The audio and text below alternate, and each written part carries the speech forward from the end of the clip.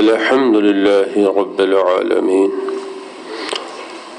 والصلاة والسلام على سيد المرسلين وعلى آله وأصحابه أجمعين.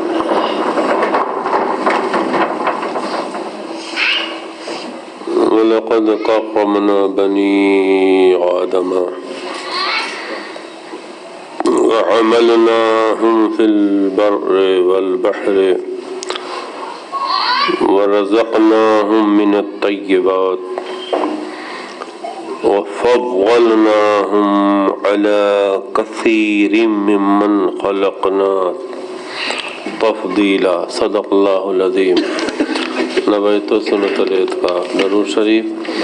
اللهم صل على سيدنا مولانا محمد وعلى آل سيدنا مولانا محمد طب القلوب ودوائها وعافية الأبدان وشفائها ونور الأبصار وضيائها وآلہ صحابہ دامن ابدا. اور واقعی ہم نے بنی آدم یعنی انسان مشرف مکرم باعزت بنایا. وَحَمَلْنَاهُمْ فِي الْبَرِّ وَالْبَحْرِ، اور بری اور بحری سفروں کے لائق بنایا، یا بری یا بحری سفر کا سلیقہ یا قوت عطا فرمائی. لفظی معنی تو ہے ہم نے انہیں اٹھایا، لادھا. حمل کا معنی لادنا آتا ہے، وہ یہاں پر اس لیے میں لفظی معنی نہ کر کے، اور بر کے معنی آتے ہیں فارسی میں بیاباں، بحر کا معنی دریا، اردو میں بری اور بحری بھی بولتے ہیں. وَرَزَقْنَاهُمْ مِنَ الطَّيِّبَاتِ، اور طیب پاکیزہ لذیذ روزیاں عطا کیں.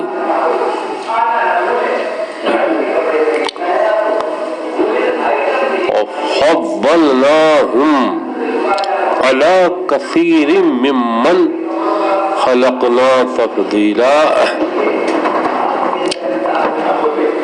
اور ہم نے انسان کو عزت و بزرگی عطا فرمائی اپنی بہت سی مخلوق پر، ان بہت سی مخلوقات پر جن کو ہم نے پیدا کیا. تفضیلا، بڑی عزت، بڑی عظمت، بڑی بزرگی عطا فرمائی. پچھلی آیات مبارکہ میں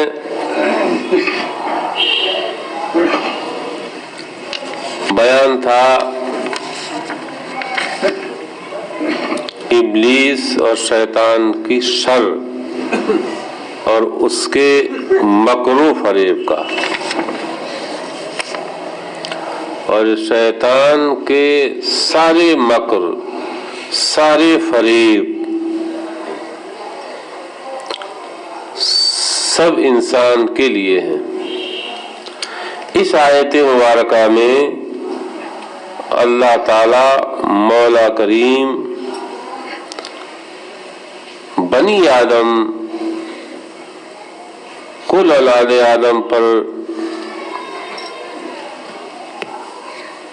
جو اس نے احسانات، جو عزتیں، جو عظمتیں عطا فرمائی ہیں، ان کا بیان فرما رہا ہے، اور بتانا چاہتا ہے کہ ایک طرف ابلیس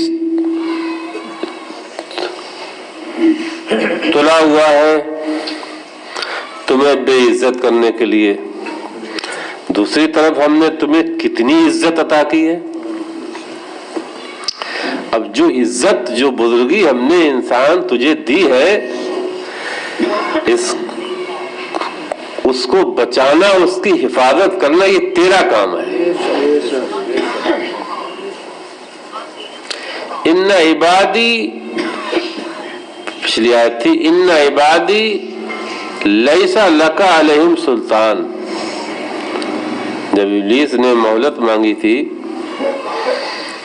اسے مہلت دے دی گئی، تو اس نے کہا تھا کہ ہم انہیں پیس کے رکھ دیں گے، ان کی جڑیں کاٹ دیں گے۔ تو اللہ تعالیٰ نے فرمایا ٹھیک، تو اپنی ساری کوششیں استعمال کر، وعدہم، اور جتنے وعدے وعیدیں، جھوٹے وعدے، مکرو فریب کر سکتا ہے سب کر۔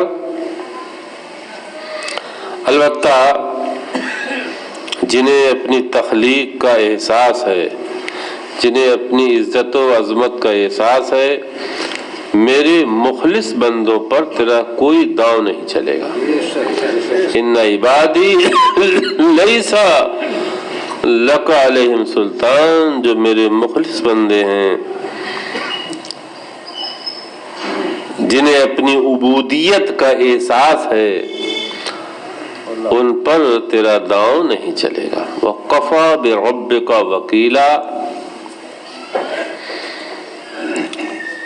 اب یہ جملہ اللہ تعالیٰ نے اپنے حبیب کے لیے فرمایا ہے، اشارہ امت کی طرف ہے کہ جو اللہ تعالیٰ مولا کریم کو اپنا وکیل بنائیں گے، اپنے سارے معاملات مولا کے حوالے کر دیں گے، تو مولا کریم ان کو بچا لے گا۔ صحابہ اکرام، صحابہ کے بعد تابعین، تابع تابعین، اولیاء کاملین کا دور، ان کی سیرت طیبہ، ان کی سوانح پڑھیے تو معلوم ہوتا ہے۔ امام غزالی بتانا چاہتا ہوں، ان کی ان تمام تصنیفات میں ہر جگہ پر، وہ قدم قدم پر، ہر صفحے، ہر سطر پر یہی کہتے آئے کہ خدا کی توفیق کے بغیر کوئی بچ نہیں سکتا۔ مطلب ان کی میں نے جو ذکر، اتنے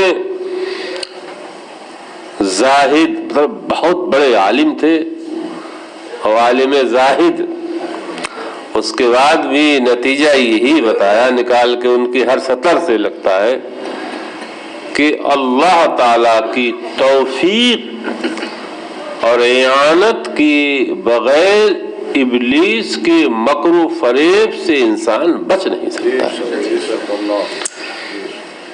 اسی لیے کفا بربک وکیلا، وکیلا حسب اللہ و نعم الوکیل، یہ صرف دنیائی کے لیے نہیں، اپنا دین بچانے کے لیے بھی حسب اللہ و نعم الوکیل وظیفہ پڑھنا چاہیے۔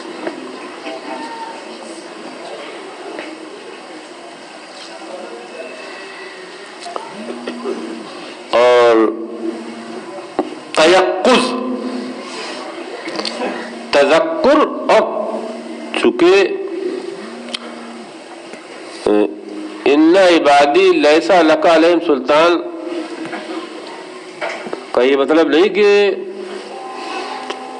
وہ مخلص بندوں پہ حربے کرتا نہیں ہے، مخلص بندوں پر، مومن بندوں پر وہ حملے بہت زیادہ کرتا ہے۔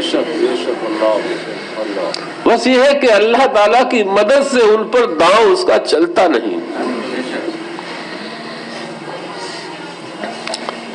چونکہ قرآن کریم میں ہم تفسیر اس کی بیان کر چکے ہیں پچھلے پاروں میں، ان الذین اتقوا اذا مسهم طائف من الشیطان، ان الذین اتقوا، جو لوگ اپنے دل میں خدا کا خوف رکھتے ہیں، اذا مسهم طائف من الشیطان، مس کرنا، نوچنا، یعنی وہی مس کا مطلب، نوچنے کا مطلب وہ دل میں ڈالنا،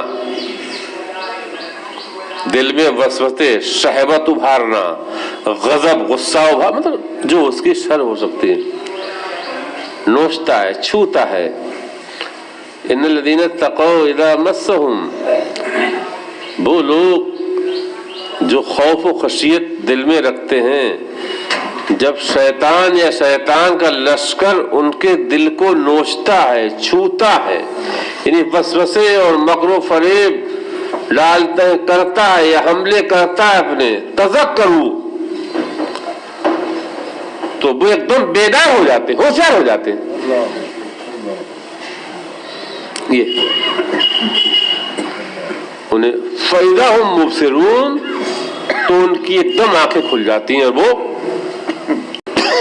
اپنے آپ کو خدا کے فضل سے بچا لیتے ہیں. یہ اللہ تعالیٰ کی توفیق انہیں بچا لیتی ہے.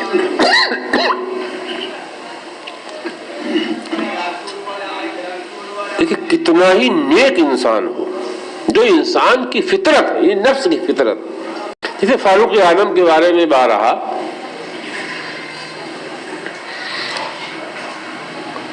ہر امت میں نے بتایا کچھ محدث، ایک ہوتے محدث حدیث، ایک محدث ہوتے، ہم نے بتایا بارہا وقت سے پہلے انہیں چیزیں جو معلوم ہو جاتی ہیں.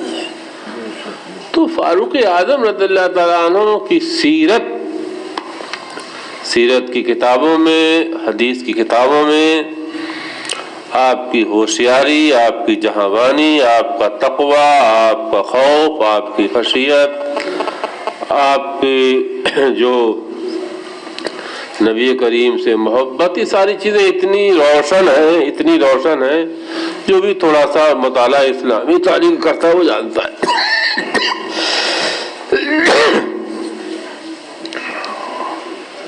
ایک حدیث امام نافع سے، میں بارہا اس حدیث کو، ایک چیز اس میں بتانا چاہتا ہوں.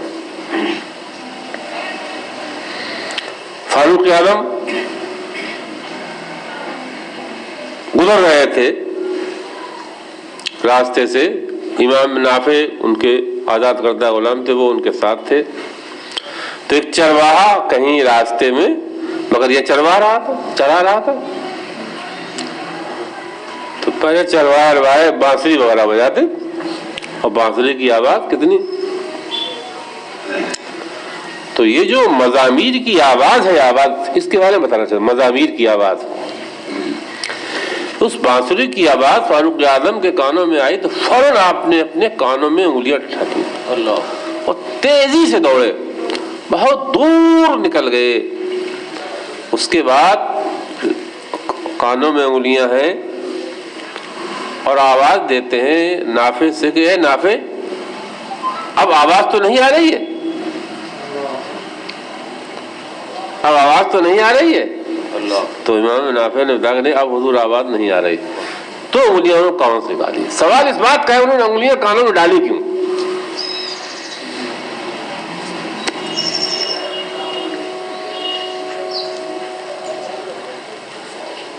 اور یہ پوچھا کیوں کہ اب تو آواز نہیں آ رہی؟ اس کا مطلب ہے کہ اس آواز سے ان کی بھی طبیعت متاثر ہو رہی تھی. اور یہ وہ تھے جن سے شیطان بھاگتا تھا. تو اس بانسری کی آواز سے ان کا نفس متاثر ہوا ہوگا، تبھی تو کانوں میں انگلی ڈالی اور دور نکل گئے اس آواز سے. اب بتاؤ ماؤ شما ہماری آپ کی حیثیت کیا ہے جناب؟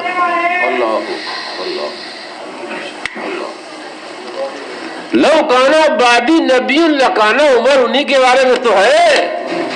اگر میرے بعد نبی ممکن ہوتا تو عمر ہی نبی بنائے جاتے. بات اس بات پہ غور کہ انہوں نے انگلی کانوں میں ڈالی کیوں، بھاگے کیوں وہ؟ اس کا مطلب ہے ان کا نفس، ان کی طبیعت متاثر ہوئی ہوگی اس پر، اور اس وقت تک کانوں سے انگلی نہیں نکالی جب تک کہ آواز کا آنا کانوں تک بند نہ ہوا. اب وہ حدیث جس پر میں نے کچھ دن گفتگو چھوڑی تھی، قال اجعل لی مؤذنا دنیا میں رہوں گا تو میرا کوئی ایک اعلانچی اعلانسر بھی تو ہو. تو اللہ تعالیٰ نے فرمایا تیرا اعلان، تیرا مؤذن جو ہے وہ مزامیر ہیں، یہ آوازیں، یہ ساز، یہ گانے، یہ بازوں کی آوازیں.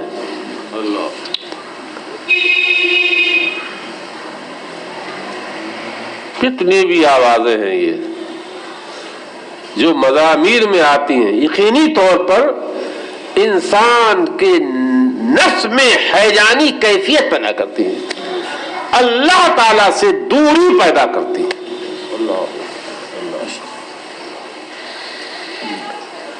دوری پیدا کرتی ہیں. اور آواز یہ مزامیر کے ساتھ اشعار ہو. ابلیس نے کہا اجل لی، قال اجل لی قرآنن، تیری کتابیں تو اب تیرے بندوں کے لیے ہیں، تو میرا بھی، مجھے بھی کوئی کتاب دے جسے ہم پڑھا کریں. تو اللہ تعالیٰ قال شعرو، جو شعر و شاعری ہے یہ تیری کتاب ہوگی. تو مزامیر اور اشعار یہ جب دونوں مل جاتے ہیں تو انسان کے قلب کو سیاہ کر دیتے ہیں.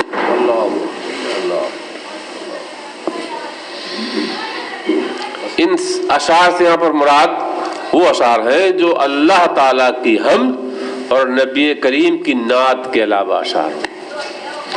لیکن یہ اللہ تعالی کی حمد اور نبی پاک کی نعت یا کسی ولی بزرگ کا قصیدہ، وہ بھی بالکل صاف ستھرا پاکیزہ ہو اور اس میں ساز نہ ہو اور مراحق امرد نہ پڑھے، مراحق امرد نہ پڑھے، متشرع باریش انسان پڑھے، امرد لڑکا بھی نہ پڑھے تو سننا جائز ہے، ورنہ وہ بھی جائز نہیں ہے. آج کیا ہو گیا ہے دین کے نام پر عورتوں کی، سمجھا آپ، نعتوں کے نام پہ عورتوں کی، اور وہ ایسے ایسے ساز، ایسے ایسے ڈھنگ، نام ان کا نعت دے دیا، پوری غفلت پیدا کر رہے ہیں اور اس پر جھوم رہے ہیں. اب تو یہ کہ جو اپنے آپ کو مولانا اور شیخ الاسلام کہلاتے ہیں وہ بھی سمجھا ایسی ایسی سندیں لاتے ہیں جو آپ غلط تعویلیں کر کے قوالیوں کو جواز پر مضامین. آج کل کی جو موجودہ قوالی ہے، اگر کوئی اختلاف یا بزرگوں سے کچھ ہے تو اس موجودہ قوالی میں نہیں، کوئی اختلاف ہی نہیں، اس کے حرام اور کبیرہ ہونے میں کوئی اختلاف ہی نہیں ہے.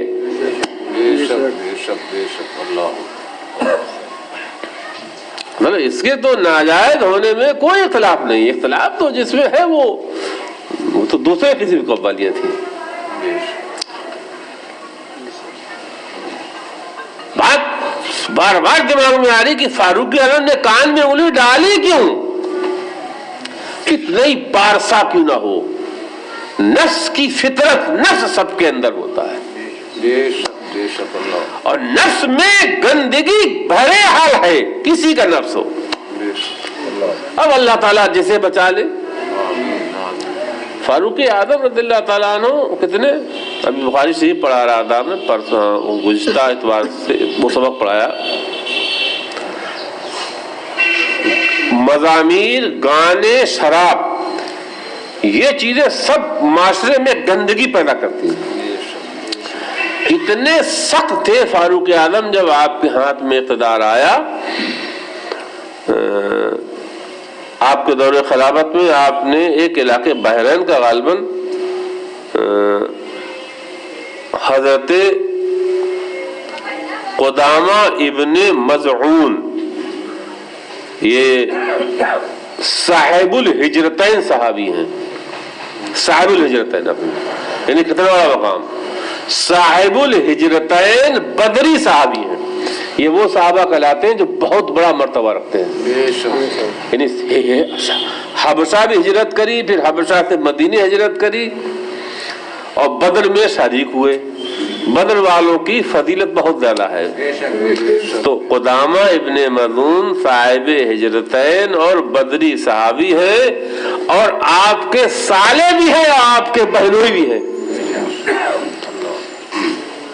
یعنی آپ کے بیٹے عبداللہ ابن عمر اور جو حفصہ امہات المومنین سے ہیں وہ آپ ہی کی بہن تھی، انہی سے ہیں. گویا حفصہ کے ماموں ہیں اور عبداللہ ابن عمر کے ماموں اور آپ کے بہنوئی بھی ہیں. انہیں گورنر بنایا وہاں. کسی نے گواہی دی کہ انہوں نے شراب پی. فاروق اعظم نے فرمایا گواہ لاؤ ایک اور. گواہ ابو ہریرہ کو پیش کیا.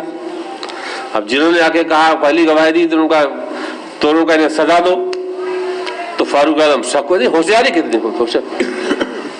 تو آپ نے فرمایا تم انت شاہد ام خصم، تم یہ بتاؤ گواہ ہو یا تم مقابل ہو. تمہارا کام گواہی دینا ہے، یہ تھوڑا یہ کون سزا دو.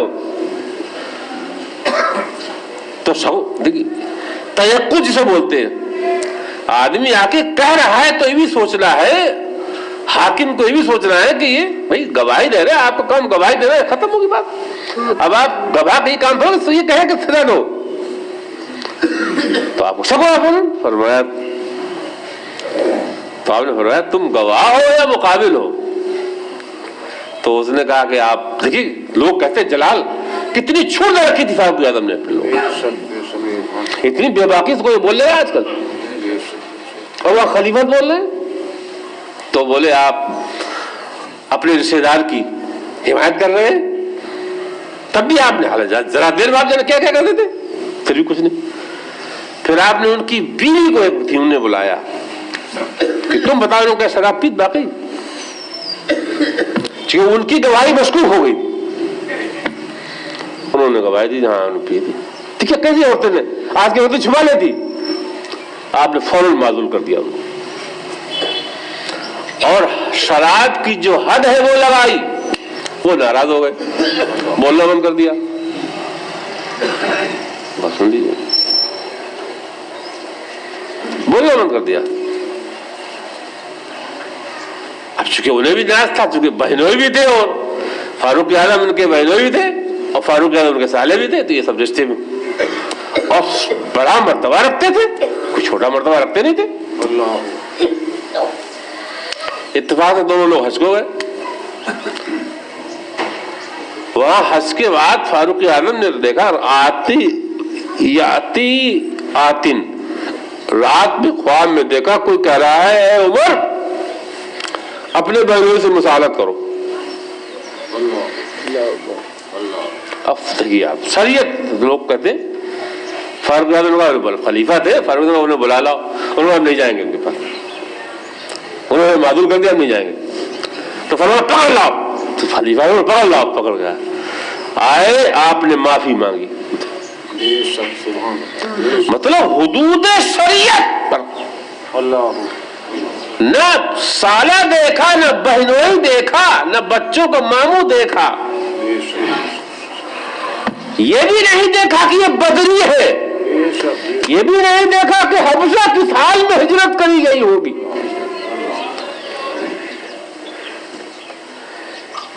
یہ بولتے شریعت کی حدود کی پاسداری کرنا، شریعت کی حدیں جاری کرنے میں خاندان نہیں دیکھا جائے گا.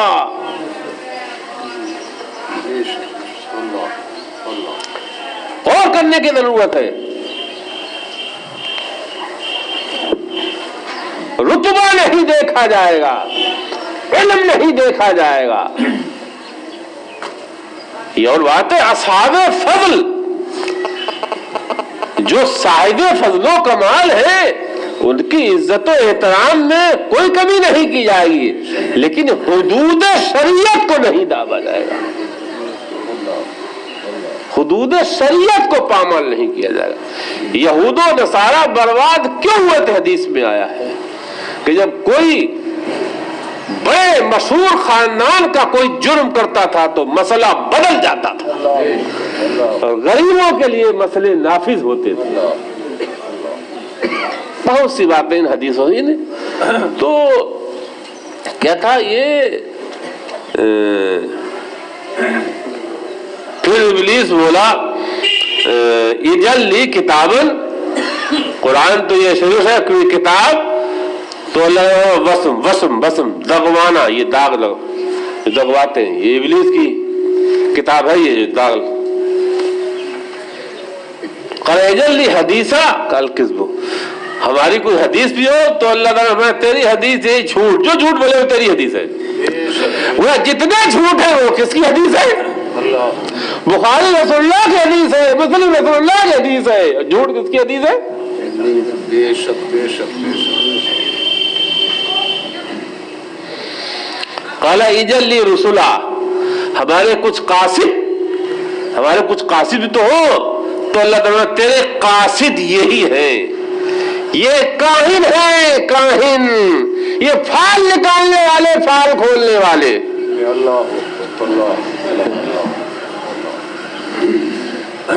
غور کریے ذرا آپ، کتنا بازار گرم ہے پھال کا.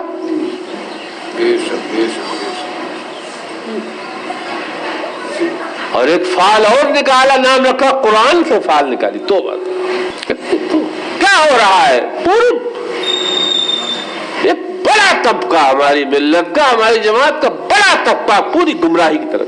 قالا اجل لی مسائدہ سید، کچھ ہمارے جال بھی تو دے پھانسنے کے لیے. تو اللہ تعالیٰ تیرا جو جال ہے وہ عورتیں ہیں، بے حجاب بے پردہ عورتیں، بازار و مارکیٹ کی حوریہ عورتیں بہترین تیرا جال ہے، ان کے ذریعے سے جسے رہا تو پھانس. کس قدر خطرناک مکر ہیں اور کس قدر خطرناک چالیں ہیں ابلیس کی. بس اللہ تعالیٰ ہی، اور جو جتنا زیادہ ایمان رکھتا ہے اتنے ہی زیادہ اس پر اس کے حملے ہوتے ہیں. حدیث و حکایت ہے یا روایت و حکایت ہے. ایک یہودی نبی پاک کے پاس آیا اور اس نے کہا کہ ہم لوگ جو نماز پڑھتے ہیں ہماری نمازوں میں تو کوئی وسوسے نہیں آتے ہیں، ہماری نمازوں میں حضور حاصل ہے.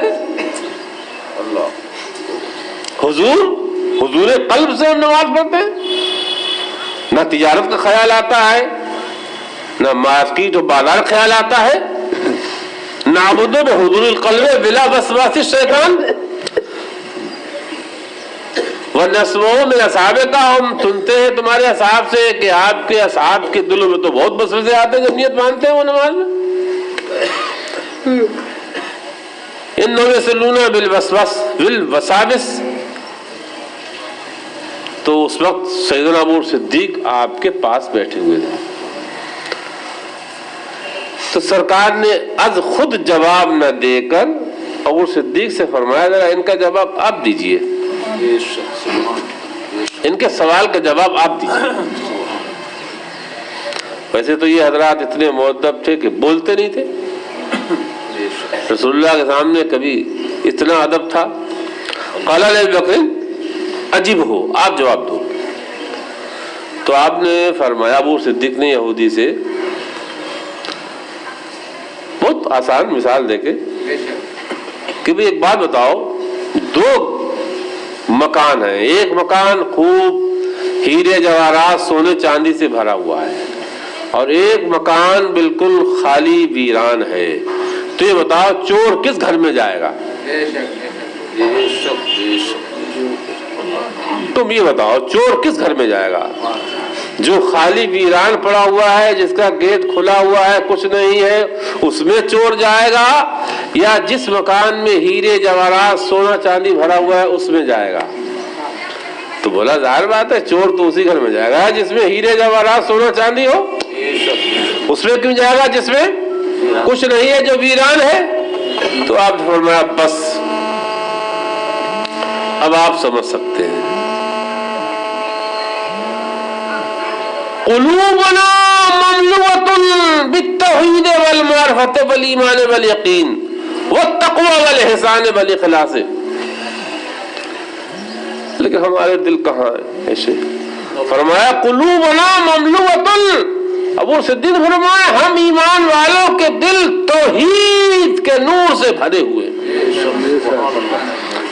معرفت کا نور ہے، معرفت الہی کا نور ہے، ایمان و یقین کے جلوے ہیں، تقوی و پاکیزگی ہے، احسان و اخلاص ہے. اسی دولت کے چرانے پر وہ تلا ہوا ہے ابلیس، اسی لیے ہم لوگوں کے پاس نمازوں میں آتا ہے، بس ڈالتا ہے. تمہارے دل ان نعمتوں سے محروم ہے، خالی ہے، اس لیے تمہارے پاس نہیں جاتا ہے. اس سے پتہ لگا کہ جس کے پاس جتنا زیادہ ایمان ہے اس پر ہی ابلیس کے حملے زیادہ ہوتے ہیں. میرے حال انسان اگر اپنے مقام، اپنے مرتبے کو پیش نظر رکھے، جس کا بیان اللہ تعالیٰ اس آیت مبارکہ میں فرما رہا ہے، وَلَقَدْ كَرَّمْنَا بَنِي آدَمَ، وَلَقَدْ كَرَّمْنَا.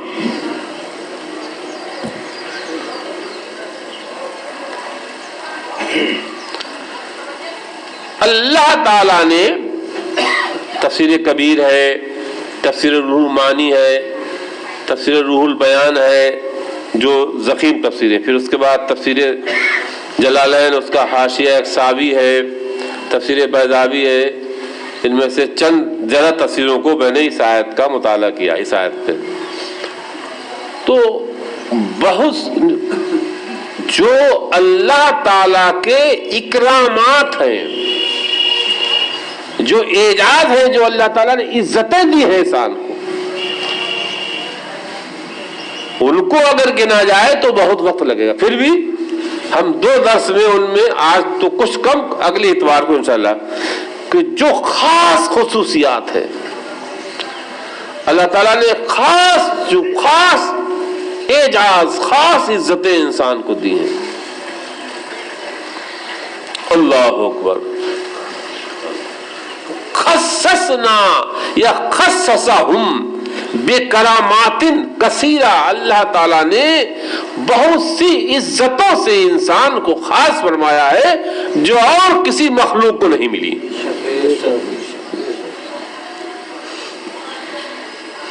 جو کسی کو نہیں ملی.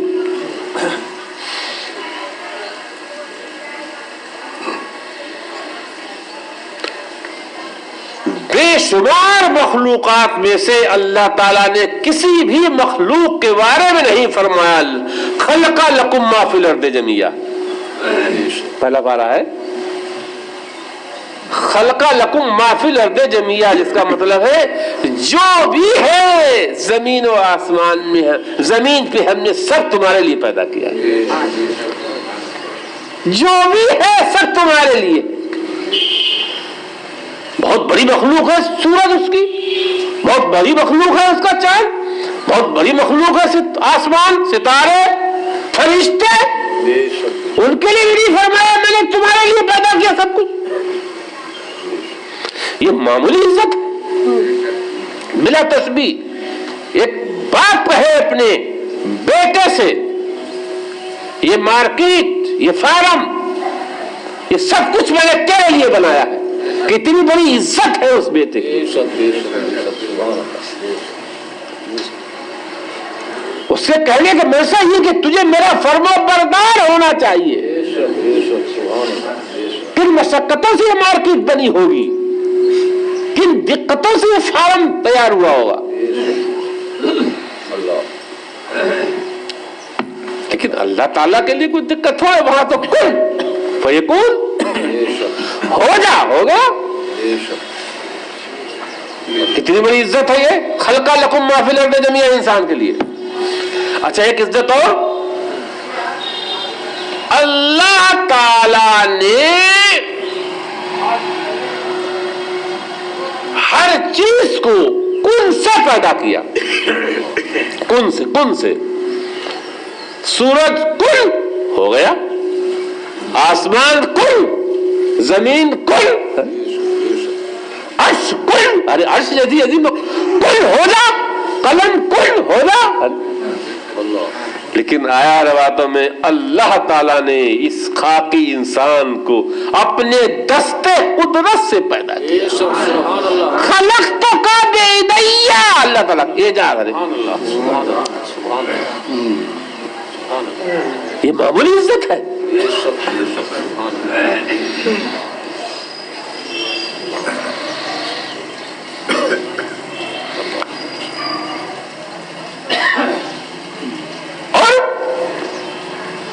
ایک عزت اور کتنی بڑی عزت اللہ تعالیٰ کی انسان. اخدام الملائکۃ الکرام لہم، کہ اللہ تعالیٰ نے اپنی معصوم بے گناہ مخلوق کو انسان کی خدمت کے لیے لگا دیا. علامہ صابری فرماتے ہیں جو اللہ تعالیٰ نے عزتیں انسان کو دی ہیں، جو عظمتیں انسان کو عطا فرمائی ہیں، ان میں سے ایک یہ بھی ہے اخدام الملائکۃ الکرام لہم، کہ اللہ تعالیٰ نے فرشتے جیسی معصوم مخلوق کو انسان کی خدمت کے لیے لگایا. کہ حفاظت کرنے والے ملائکہ جو ہماری انسان وہ کون ہے؟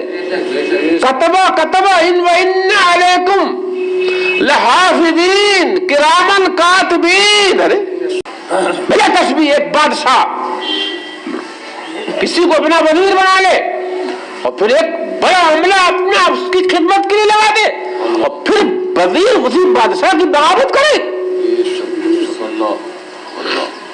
کتنی تکلیف ہوگی بادشاہ کو اور کتنی بڑی سزا کا مستحق ہوگا وہ وزیر. حفاظت کرنے والے فرشتے کو، حفاظت کرنے والا کون ہے؟ فرشتے ہیں. رات میں انسان سوتا ہے، حفاظت کون کر رہا ہے؟ فرشتے کر رہے ہیں. بری سفر کر رہا ہے انسان، حفاظت کون کر رہا ہے؟ فرشتے کر رہے ہیں. ملائکہ کتبہ یہ کون لکھ رہا ہے؟ کرامن کاتبین کون ہے؟ فرشتے ہیں. ارے خدا کا پیغام کون لا رہا ہے انسان کے لیے؟ انہا تذکرہ فمن شاء ذکر فی صحف مکرمہ،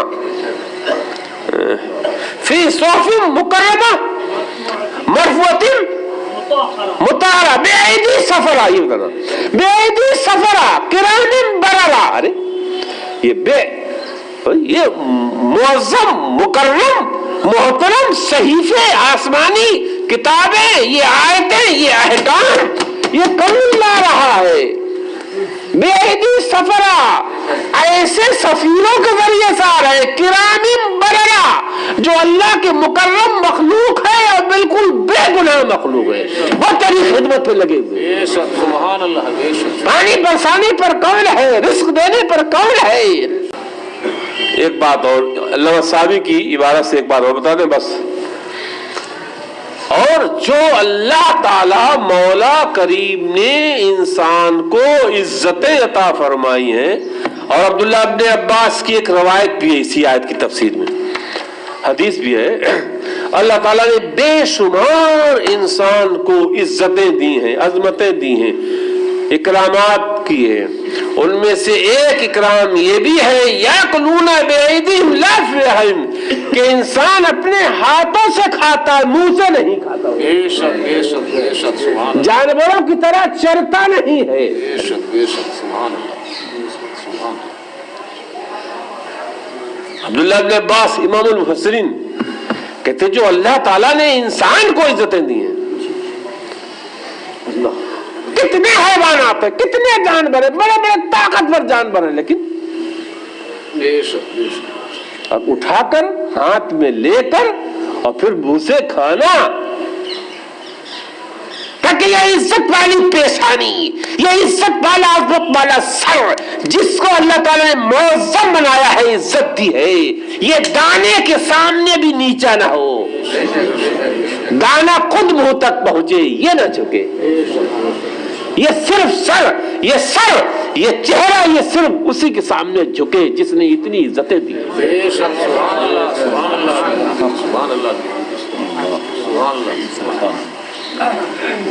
باقی مسائل ہم بہت سے ہیں اسی اور اللہ تعالیٰ کی نعمتوں سے، وہ ہم اگلے اتوار کو عرض کریں گے. اس کی تفسیر اگلے اتوار کو. استغفر اللہ ربی من کلی ذنب واتوب الیہ. استغفرullah ربی من کلی ذنب واتوب الیہ۔ یا اللہ رحمن رحیم، دل ہمارا کن مستقیم، کریم آقا سادہ بندہ نواز، ہم پر رحم فرما، ہمارے حال پر رحم فرما، ہماری حفاظت فرما، نفس سے حفاظت